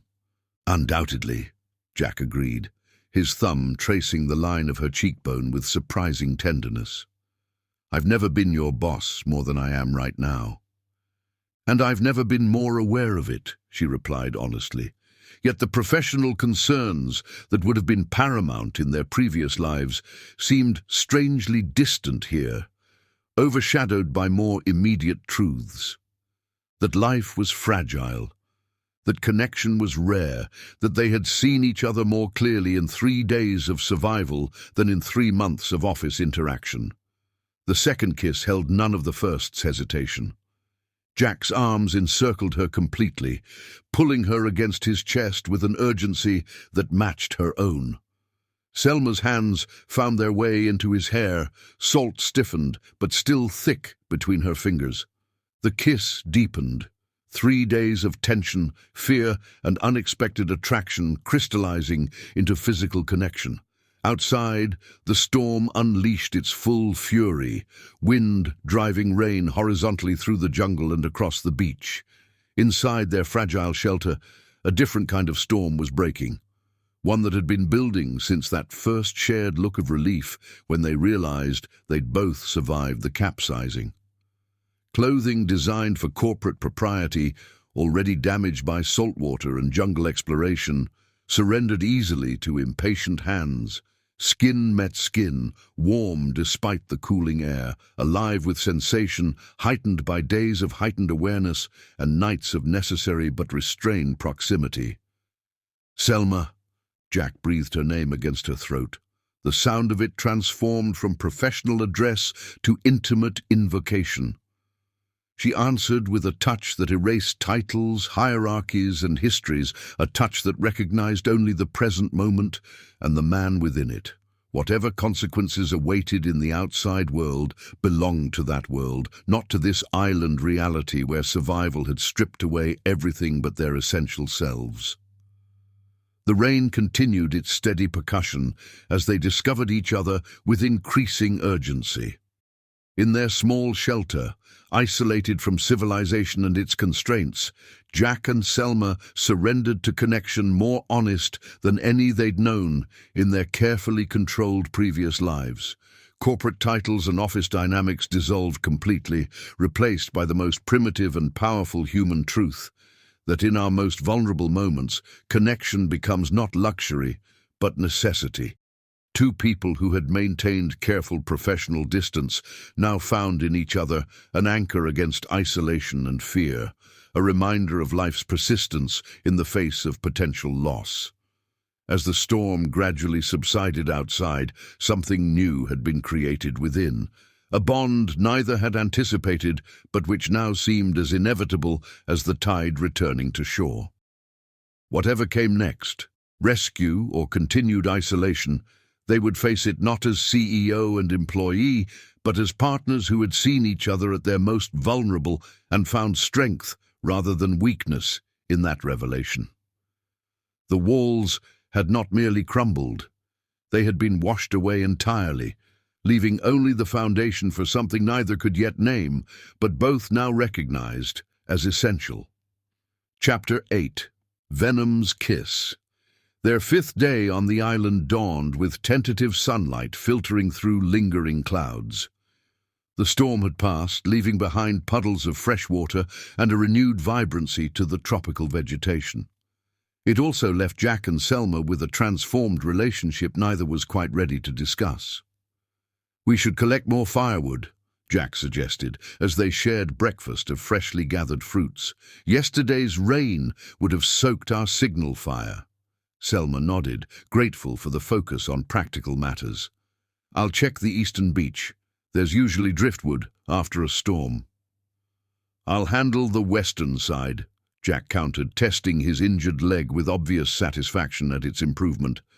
"We'll cover more ground separately." The business-like division of labor provided comfortable familiarity after the previous day's intimacy. They parted with lingering glances, but no acknowledgement of what had transpired between them. Jack worked methodically, gathering suitable wood and arranging it in bundles for easier transport. The physical labor felt good after days of restricted movement due to his injury. Each piece of driftwood represented progress, control, concepts he'd feared lost in the chaos of their shipwreck. He was deep in the edge of the jungle, lifting a fallen branch, when pain exploded through his calf, sharp, immediate, and accompanied by a sinister rattling sound. The snake, camouflaged against the foliage, had struck without warning, its fangs penetrating his leg before retreating into the underbrush with fluid speed. Damn it! Jack stumbled backward, falling heavily as his leg immediately began to burn. He recognized the danger instantly, the distinctive diamond pattern, the warning rattle. Not native to these islands, likely transported inadvertently on cargo ships, but unmistakably venomous. Survival training from his grandfather kicked in through the pain. Stay calm, control breathing, limit movement to slow venom spread. "Selma," his voice sounded distant to his own ears, inadequate against the vastness of the island. She was too far away, gathering wood on the opposite shore. Jack fumbled for his belt, transforming it into a makeshift tourniquet above the bite. The pain intensified, radiating outward as the venom entered his bloodstream.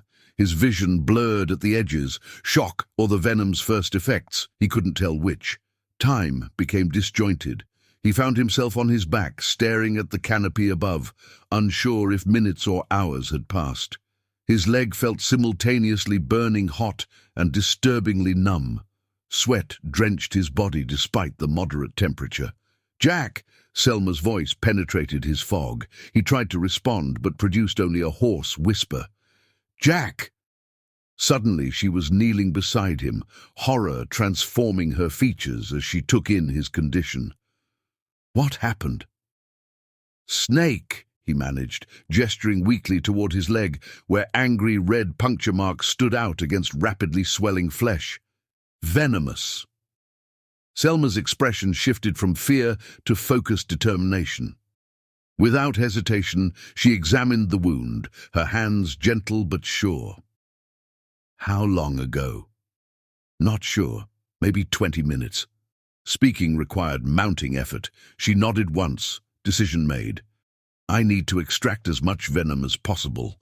Before Jack could respond, Selma had pulled out her pocket knife, sterilizing the blade in the flame of a hastily lit twig. Her movements were swift, precise, nothing like the panic he would have expected. "This will hurt," she warned, then made a small, careful X incision over each fang mark. Pain lanced through the fog in his brain, momentarily sharpening his awareness. He watched, detached, as Selma lowered her mouth to the wound and began to suck out the venom, spitting repeatedly to the side. "Where did you learn this?" he asked weakly. "Grandfather," she replied between extractions. "Philippines has many venomous snakes. Basic survival knowledge." Jack felt a surge of gratitude for this woman whose practical education now stood between him and death. How ironic that his Harvard MBA and business acumen meant nothing here, while her supposedly inferior background might save his life. After several minutes of methodical extraction, Selma sat back, wiping her mouth. "That's all I can do directly. Now we need counteragents." Despite his deteriorating condition, Jack registered surprise. Anti-venom. Natural alternatives. Selma was already scanning the surrounding vegetation. Some local plants can help slow venom spread and reduce symptoms until your body can process it.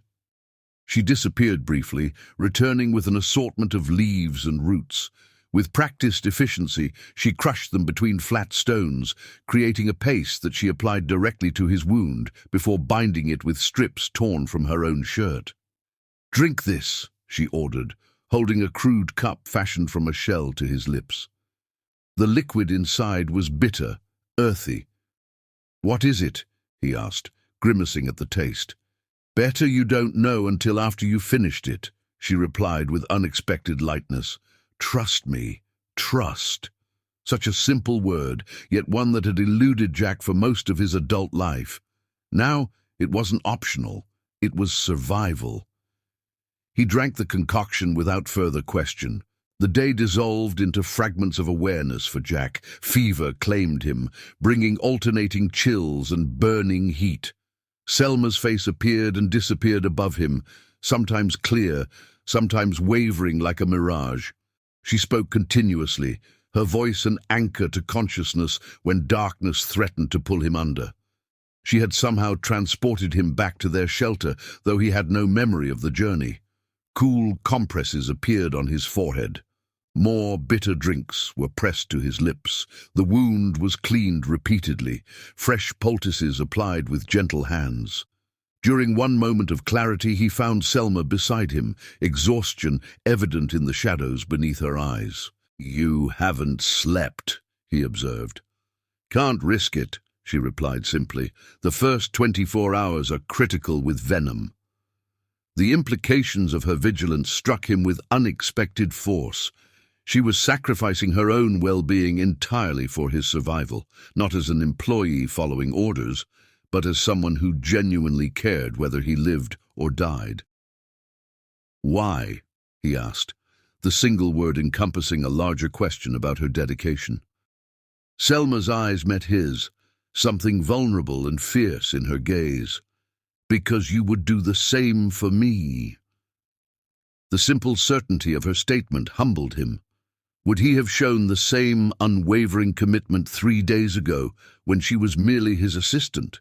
He wasn't sure, but now, after all they'd shared, he knew she was right. He would fight just as relentlessly for her life as she was fighting for his. Night fell, bringing increased pain as his body battled the venom. Selma remained constant, a quiet presence monitoring his pulse, his temperature, his breathing. When delirium took him, painting nightmarish visions behind his eyelids, her voice called him back.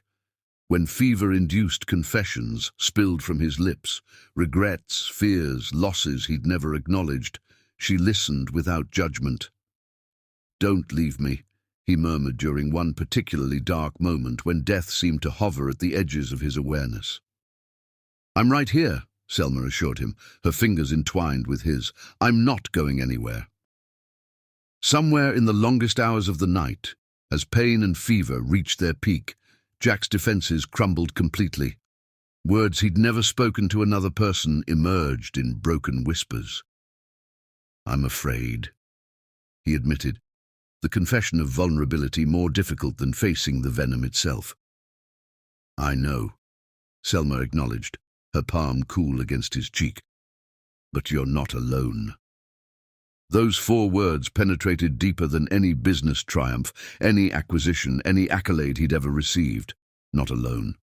For a man who had built walls around himself since childhood, who had equated isolation with strength and connection with weakness, the simple assurance offered something he hadn't realized he needed. Dawn arrived with subtle mercy.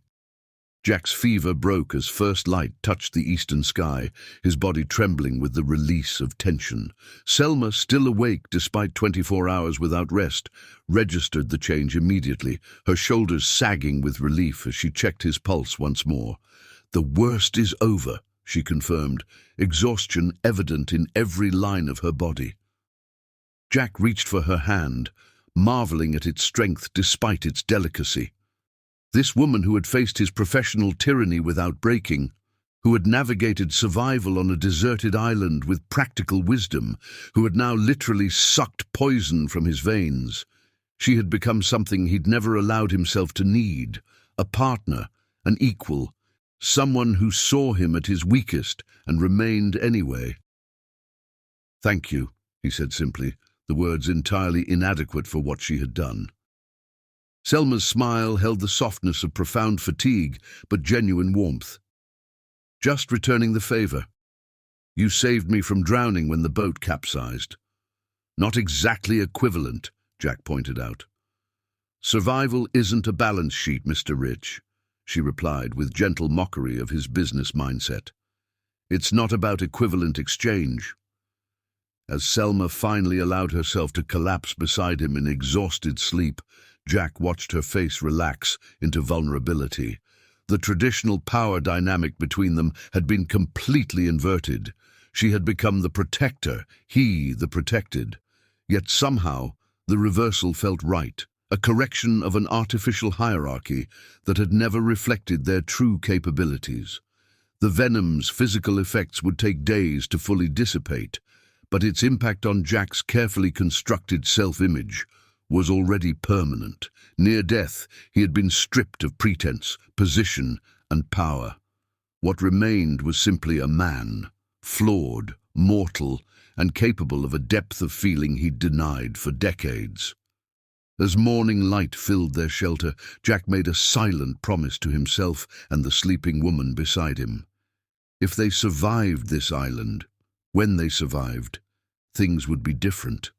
The walls he'd built after Jessica's betrayal, after his father's abandonment, after each subsequent disappointment, would not be reconstructed, at least not between himself and Selma. The venom had nearly taken his life, but in doing so, it had given him something far more valuable. The recognition that true strength lay not in isolation, but in the courage to need another person, to be vulnerable, to trust.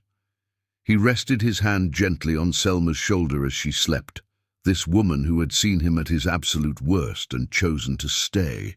Whatever came next in their island ordeal, they would face it as genuine partners, equals in the most fundamental sense of the word. Chapter 9. Revelation recovery came slowly for Jack. 2 days after the snakebite, he could sit upright without dizziness. By the 3rd day, he managed to stand briefly, leaning heavily on a makeshift cane Selma had fashioned from a sturdy branch. The venom had taken a toll, leaving him weakened in body, but strangely clearer in mind. Selma maintained their camp during his convalescence, her efficiency both impressive and humbling. She gathered food, maintained their signal fire, collected rainwater, and still found time to change his bandages with gentle hands that belied her exhaustion.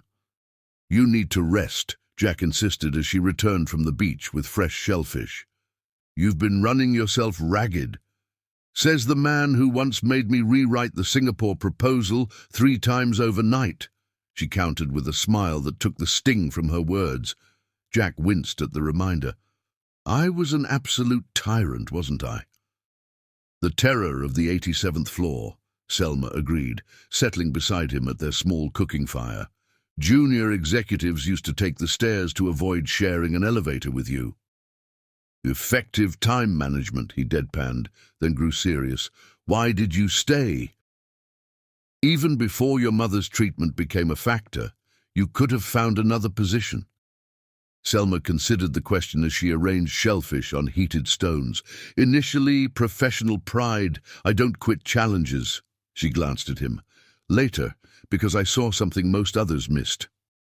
Which was that behind your impossible standards was a genuine vision. You weren't demanding excellence for ego. You actually believed in creating something meaningful. She poked at the fire with a stick. It's rare, that kind of authentic mission. Most executives just chase quarterly numbers. Her assessment struck him with unexpected force. She had seen through his methods to his motivations, recognizing what drove him when most saw only the demanding exterior. I never explained that to anyone, he admitted. You didn't need to. It was evident in which failures made you angry versus which ones made you disappointed. Selma looked up, meeting his gaze directly. Mistakes from laziness infuriated you. Failures from genuine effort trying to achieve something exceptional, those just made you determined to find a better way. Jack stared at her, this woman who had been taking his measure long before he'd begun taking hers. You saw all that from the receiving end of my tirades? I am observant, she said simply. It's how I've survived, professionally and otherwise. The evening deepened around them, stars emerging in a tableau so different from the Manhattan skyline that had framed their previous relationship. Here, stripped of corporate trappings, they were having the most honest conversation of their acquaintance. Tell me about your father, Selma said unexpectedly. In your fever, you mentioned him several times. Jack tensed, old defenses rising automatically, then consciously set them aside. After what they'd shared, after she had literally saved his life, withholding felt not just pointless, but wrong. He was brilliant, a research scientist with more patents than social skills. Jack poked at the fire, watching sparks rise toward the stars. When my mother died, something in him broke. He turned to alcohol, then eventually abandoned me with my grandparents. Last I heard, he was homeless somewhere in Boston, refusing help. I'm sorry, Selma said quietly. It was a formative lesson in trust, Jack continued, the words coming easier than he'd expected. People leave, even those who are supposed to stay no matter what. And Jessica reinforced that lesson, Selma observed. Jack nodded. I thought I'd found someone who understood ambition without sacrificing integrity. Instead, she was stealing intellectual property the entire time, feeding it to competitors. His jaw tightened at the memory. The betrayal cost me millions, but more importantly, it confirmed what my father's abandonment had taught me. That trust is dangerous, Selma finished for him. Precisely, Jack glanced at her. Until now. The simple acknowledgement hung between them, its significance unmistakable. Selma's eyes reflected the firelight as she absorbed his words. My turn, I suppose, she said after a moment. My father didn't abandon us dramatically like yours. It was more gradual. A new family, new children, less and less time for his first mistake, as I once overheard him call me. Jack fought a surge of anger on her behalf. His loss. Selma shrugged, the casual gesture belying old pain. My mother became everything. Parent, friend, cheerleader, tough critic when needed. When she got sick, her voice faltered slightly. The idea of losing her is unthinkable. She won't, Jack said with surprising firmness. When we get back, I'll make sure she has access to the best treatment available. Jack, you don't need to. I know I don't need to, he interrupted. I want to, and not from guilt or obligation. His hand found hers in the firelight, the contact sending warmth up his arm that had nothing to do with proximity to flames. The woman who had once been simply Ms. Hayden had become essential to him in ways he was only beginning to understand. It's strange, Selma said softly, how tragedy strips everything down to what matters. A week ago, I was worried about quarterly reports and office politics. Now I'm just grateful for clean water and your continued breathing." Jack laughed, the sound still unfamiliar but increasingly natural. "Perspective is a powerful thing. So is almost dying," she added dryly. Their eyes met across the fire, shared humor deepening into something more profound. The attraction between them, tempered by Jack's recovery but never diminished, resurged with quiet intensity. "If we're rescued tomorrow," he asked, "what happens to this?" He gestured between them, unable to find adequate words for what had developed. Selma's expression turned thoughtful. "That depends on whether Jack Rich, CEO, is the same man as Jack Rich, island survivor." The question cut to the heart of his own uncertainty. Would the demanding, isolated executive re-emerge once they returned to civilization? Or had these days fundamentally altered something within him? "I don't think he can be," Jack answered honestly. "Some transformations can't be undone." "Like nearly dying from snake venom?" Selma suggested with a small smile. "Like realizing the woman who saved me from that venom is someone I never want to lose," he countered quietly. The directness of his statement surprised them both. Corporate Jack would have wrapped such vulnerability in layers of qualifications and strategic ambiguity.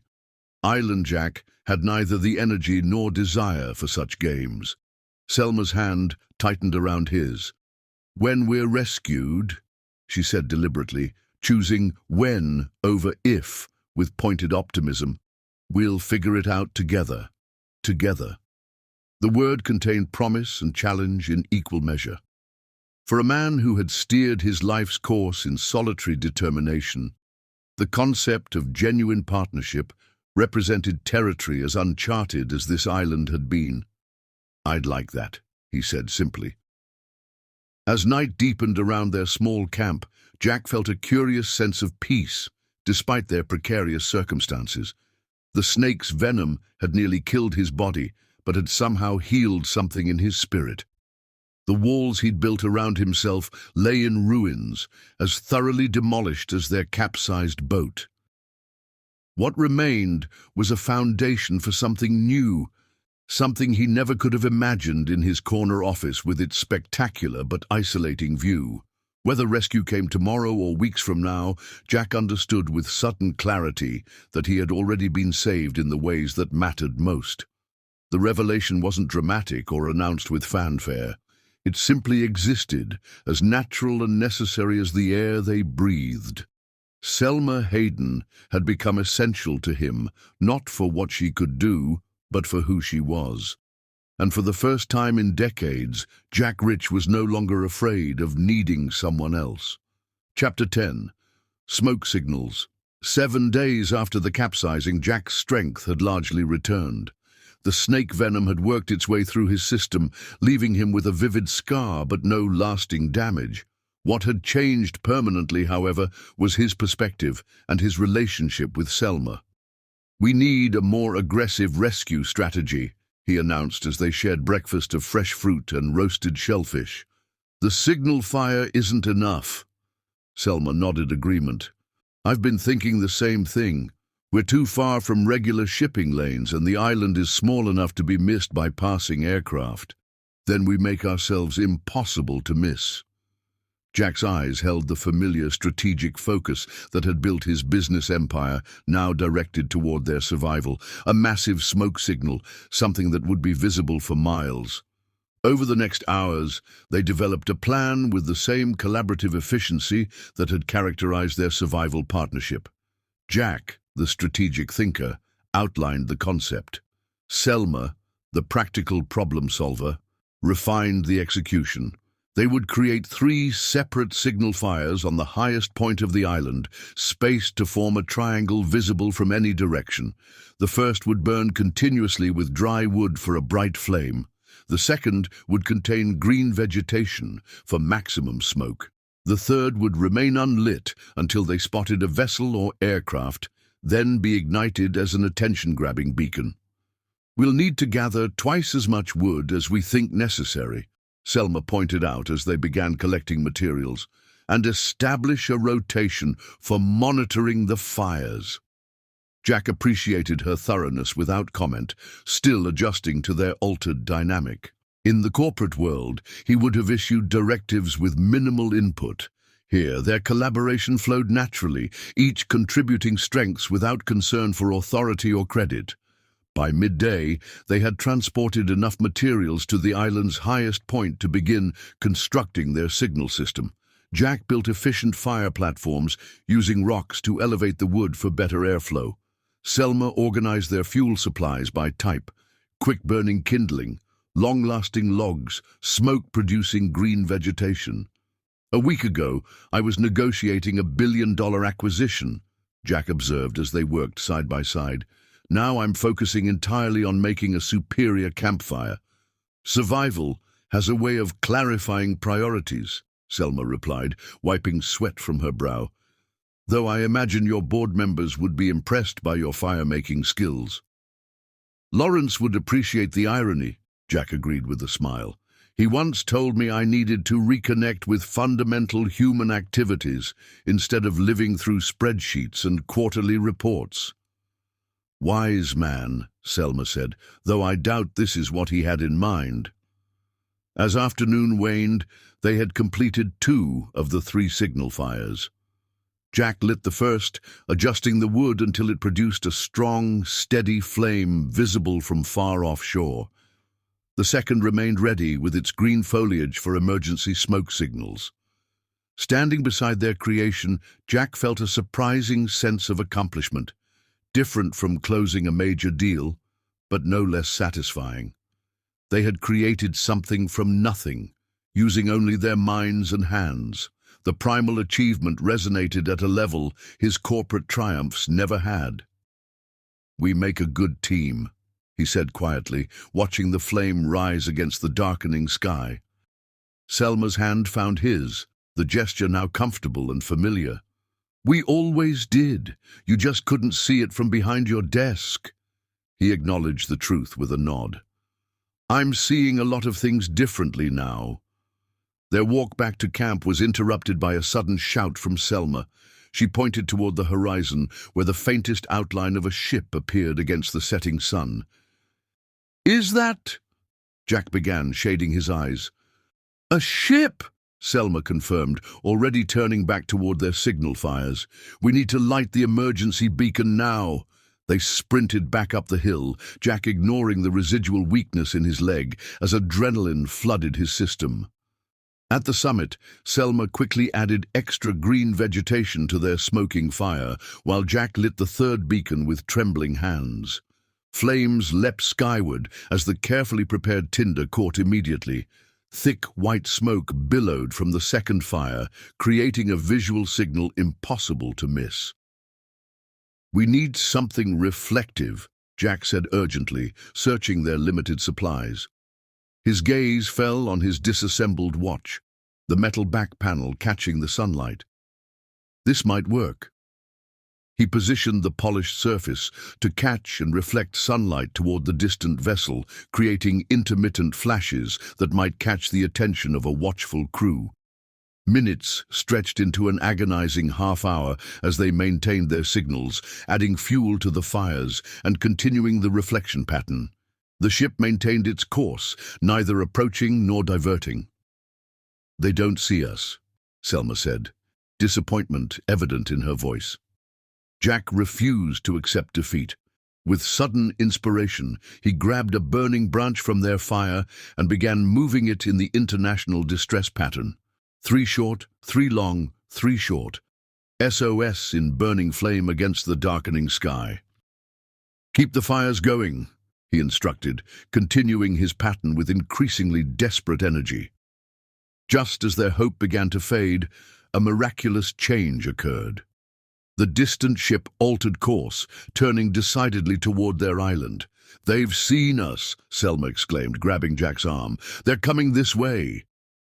The realization hit them both simultaneously. After 7 days of isolation, of life stripped to its essentials, of a relationship transformed by survival's crucible, rescue was actually coming. "We're going home," Jack said, the words carrying complex emotions neither had anticipated. Their eyes met in shared understanding. Home meant medical care, comfort, civilization, but also challenges to the connection they'd formed here. The world they were returning to operated by different rules than their island sanctuary.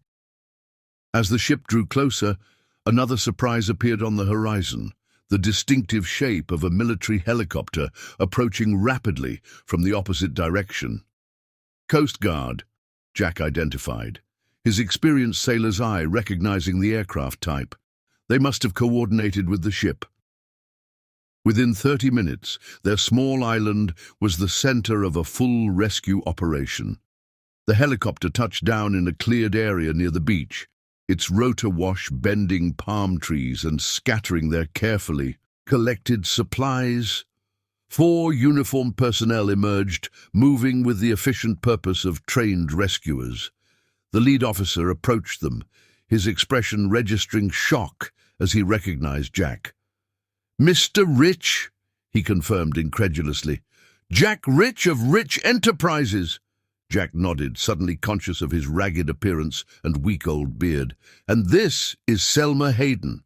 We've been stranded since our boat capsized in the storm 7 days ago."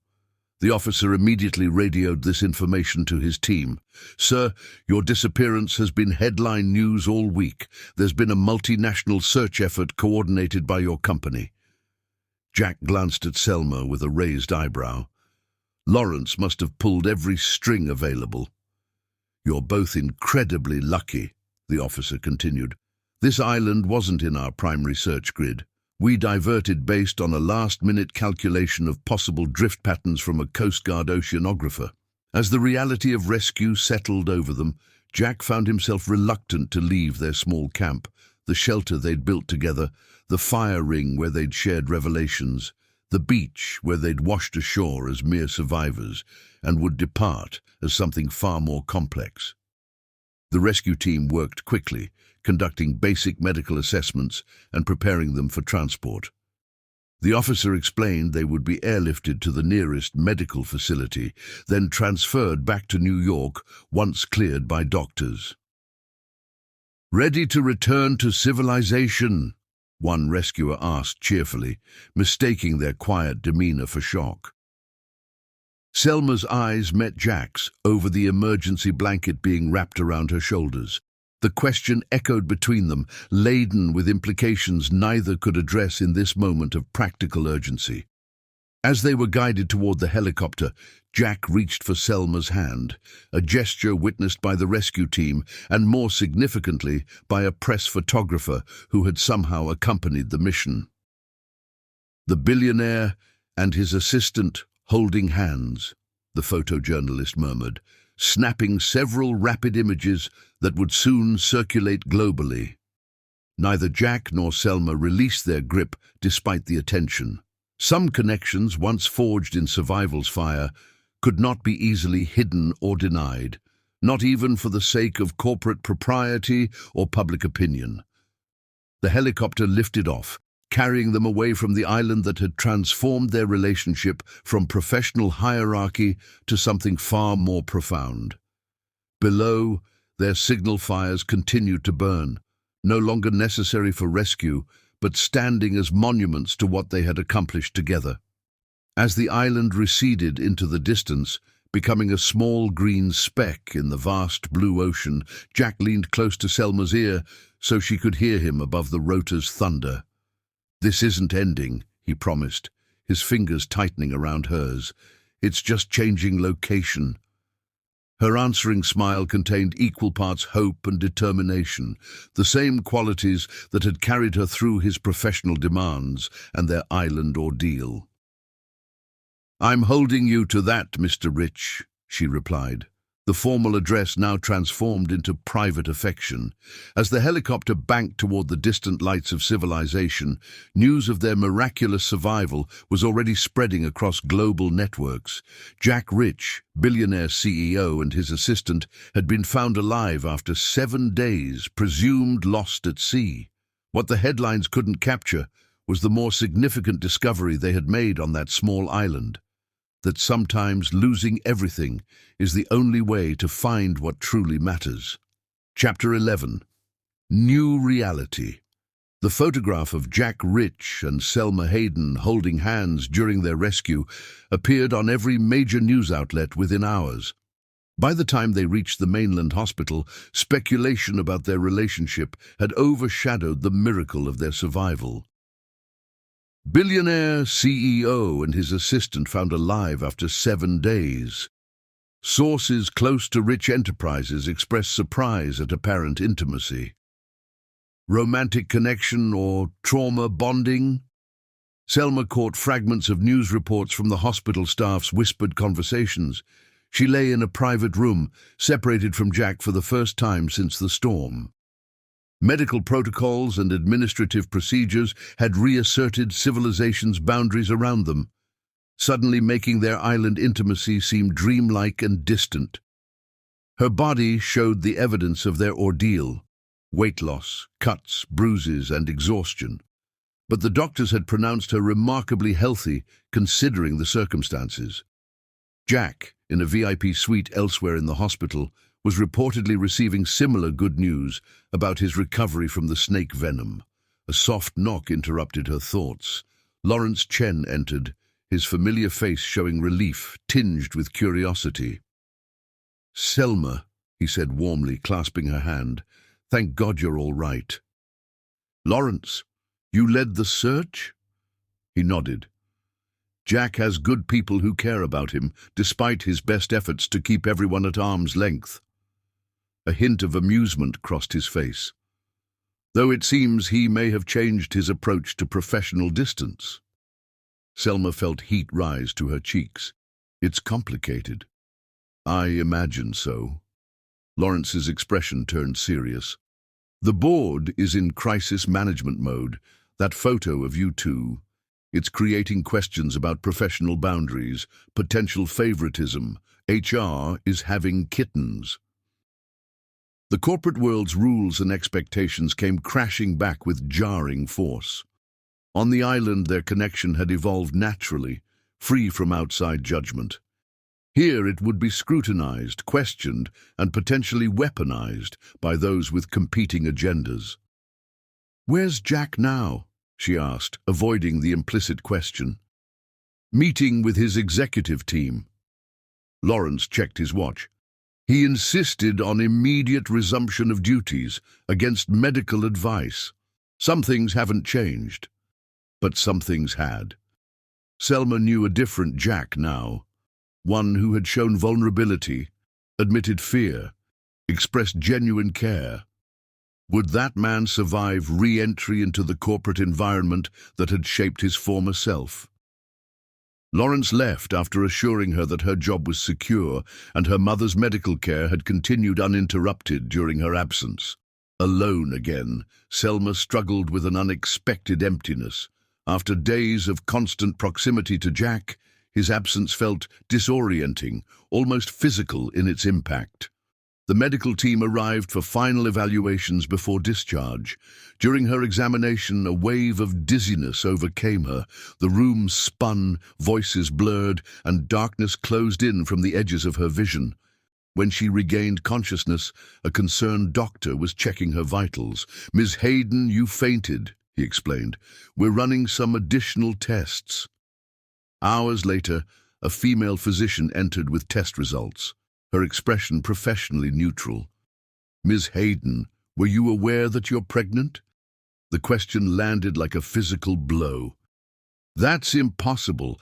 I haven't—" She stopped, memories of the storm shelter and rain-soaked intimacy with Jack flooding back.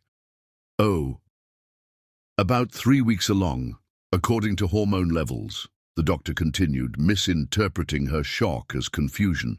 "Given your recent trauma, we'll need to monitor carefully, but everything appears normal so far." Selma nodded mechanically, mind racing.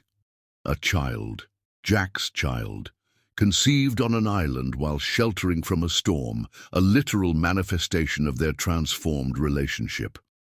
Before she could process the implications, her hospital room door opened again. Jack stood in the threshold, his imposing figure now dressed in a suit someone had brought him. He looked almost like his former self, except for the tan, the healing cuts on his face, and something different in his eyes when they met hers. "Selma," he said, her name carrying a warmth that contradicted his formal appearance. "I've been trying to see you since we arrived." The doctor excused herself discreetly, leaving them alone with the news Selma hadn't yet had time to absorb. "Jack," she began, uncertain how to proceed. The hospital room, with its medical equipment and antiseptic smell, seemed the wrong setting for such a revelation. "How are you feeling?" "Surrounded by people asking meaningless questions, when the only person I want to talk to is you." He moved to her bedside, corporate facade slipping away as he took her hand. "Lawrence tells me the board is concerned about optics. As if I give a damn about optics after what we've been through." His directness, so reminiscent of their island conversations, gave Selma courage. "I have something to tell you, something that will make those optics considerably more complicated." Jack waited, eyes steady on hers. "I'm pregnant." The words emerged simply, without qualification. For a moment, Jack remained perfectly still, his expression unreadable. Then, to Selma's astonishment, a slow smile transformed his face. Not the calculating smile of a CEO, considering implications, but something genuine and almost boyish in its wonder. "A child," he said softly. "Our child." "This complicates everything," Selma pointed out. "Your company, our professional relationship, public perception." Jack silenced her concerns with a gentle squeeze of her hand. "The island taught me what actually matters, Selma. Corporate politics, public opinion, traditional hierarchies, none of it means anything compared to what we found together." "And what exactly did we find?" she asked, needing clarity in this new reality where hospital rooms and pregnancy tests replaced signal fires and shelter building. "Each other," Jack answered simply. "The real versions, not the professional masks. I'm not willing to lose that now that we're back." "What are you saying?" "I'm saying that I love you." The declaration emerged without hesitation or qualification, another transformation from the man who had once calculated every word for maximum strategic effect. "And I'm saying that I want to build a life with you and our child, regardless of what the board or the business world or anyone else thinks about it." The monitor beside Selma's bed registered her accelerated heartbeat. "People will say I trapped you, that I planned this somehow. Let them." Jack's voice hardened with familiar determination. "Anyone who knows me understands I can't be manipulated or trapped. I make my own decisions." His expression softened again. "And I'm deciding to choose happiness over appearance, love over corporate protocol." He leaned forward, pressing his forehead gently against hers. 7 days on that island taught me more about what I want from life than 35 years in boardrooms. I'm not going back to being that man, Selma, not even for rich enterprises." As his lips met hers, Selma let herself believe in this new reality, one where island revelations might actually survive re-entry into the world they'd left behind. The path ahead would be complicated, subject to public scrutiny and corporate politics, but they would navigate it together, just as they had the challenges of survival.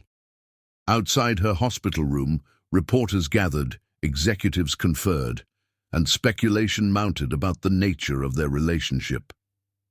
Inside, something simpler and more profound was taking shape.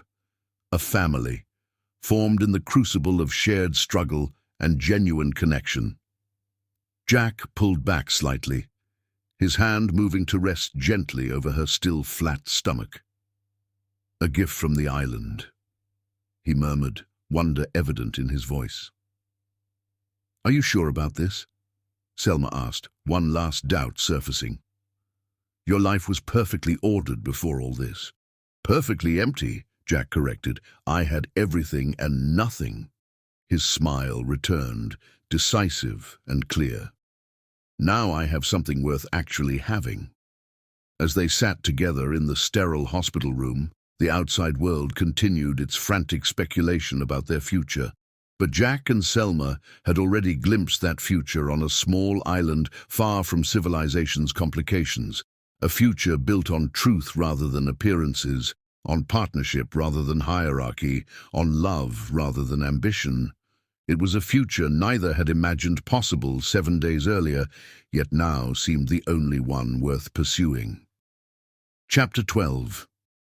Fortune's Turn. 6 months later, the grand ballroom of the rich tower fell silent as Jack approached the podium. The assembled press corps, investors and executives leaned forward expectantly. Rumors had circulated for weeks about a major announcement, with speculation ranging from a company sale to a dramatic restructuring. Jack surveyed the audience, his gaze calm and direct. The man who stood before them looked different from the CEO they'd known before his island ordeal, still commanding, but with an authenticity that had replaced his former cold precision. "Thank you for coming," he began. "For years, Rich Enterprises has been defined by acquisition, expansion, and market dominance. Today, I'm announcing a significant change in direction." A ripple of tension moved through the crowd. In the front row, Lawrence Chen smiled knowingly, while board members shifted uneasily in their seats. 6 months ago, I nearly died, twice. First in a storm that should have claimed my life, then from a venomous snake on an island where survival wasn't guaranteed. Jack's voice remained steady, but emotion colored his words. "What I discovered in those 7 days has changed everything about how I view success, leadership, and legacy." He paused, his eyes finding Selma at the side of the stage. She stood in a simple yet elegant maternity dress, her pregnancy now prominently visible. The sight of her centered him, as it had every day since their return. Rich Enterprises will now dedicate 30% of its resources to humanitarian initiatives, focusing on medical research, environmental conservation, and sustainable development. He allowed a moment for the gasps and murmurs to subside. "The remaining operations will continue under new leadership. Effective immediately, I'm stepping down as CEO." The room erupted in shocked exclamations. Jack raised a hand, quieting the chaos. "Lawrence Chen will assume the role of Chief Executive Officer with a mandate to balance profit with purpose." Jack nodded toward his longtime CFO. "I will remain as chairman of the board, but my daily focus will shift to our new philanthropic division and—" He extended his hand toward Selma, who joined him at the podium. "To my family," he finished, taking her hand. "Many of you have speculated about my relationship with Selma Hayden. Today, I'm making it clear. This remarkable woman saved my life, challenged my worldview, and showed me what actually matters." To face her directly. "You once said that the terror of the 87th floor made junior executives take the stairs," he said, drawing surprised laughter from those who recognized the reference. "Now I'm asking you to take an elevator, straight to the penthouse, as my wife." From his pocket he produced a simple yet elegant ring. The proposal, though planned as part of the press conference, contained genuine emotion that no corporate strategy could have scripted. "Yes," Selma answered, her voice carrying clearly through the silent room.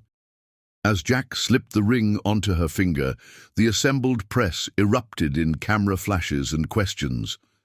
The business announcement had been overshadowed by something far more compelling: the transformation of Jack Rich from isolated billionaire to a man who had discovered that his greatest fortune wasn't kept in bank accounts.